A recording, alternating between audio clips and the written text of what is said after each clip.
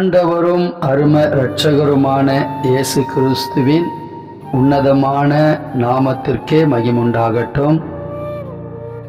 இன்றைக்கான கர்த்தருடைய வார்த்தை, கர்த்தருக்கு பயப்படுகிறவர்களே கர்த்தரை நம்புங்கள், அவரே அவர்களுக்கு துணையும் அவர்களுக்கு கேடகமுமாயிருக்கிறார். சங்கீதம் 115 அதிகாரம் 11 வசனம். கர்த்தர் தாமே உங்களை ஆசீர்வதிப்பாராக. ஆமேன். ஓடுமாற்றுக்கு அணை போடலாம், தேவ அன்பிற்கு அணை இல்லையே. ஓடுமாற்றிற்கு அணை போடலாம், தேவ அன்பிற்கு